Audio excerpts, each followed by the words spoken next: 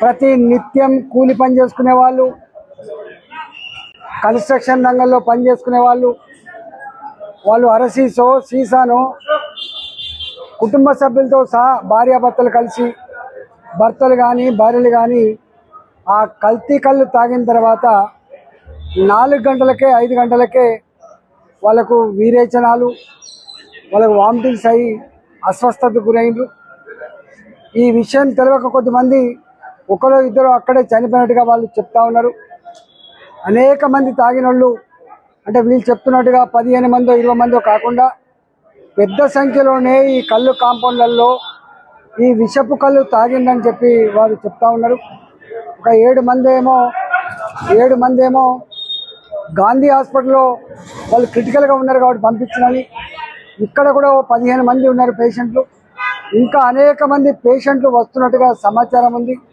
ఈ 15 మంది పేషెంట్లలో కూడా కొద్దిమంది క్రిటికల్గా ఉన్నట్టుగా వాళ్ళు చెప్తా ఉన్నారు. మొత్తం కిడ్నీస్ అన్ని కూడా ఖరాబ్ అయిపోయినాయని చెప్తా ఉన్నారు. అదేవిధంగా ఇవాళ కెమికల్ టెస్టింగ్ అయితే తప్ప దేనివల్ల ఎంత ఎఫెక్ట్ ఇచ్చిందని చెప్పి వాళ్ళకు అనాలిసిస్ వస్తుందని చెప్తున్నారు.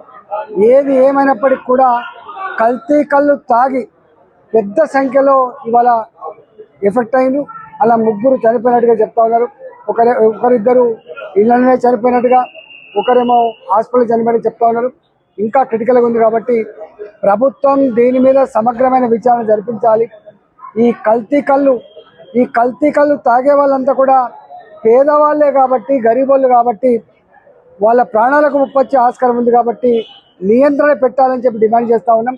అదేవిధంగా ఈ కల్తీ కళ్ళు తాగి చనిపోయినటువంటి కుటుంబాలకు ₹1,00,00,000 చొప్పున ఎక్స్‌గ్రేషియా చెల్లించాలని చెప్పి నేను డిమాండ్ చేస్తూ ఉన్నాం.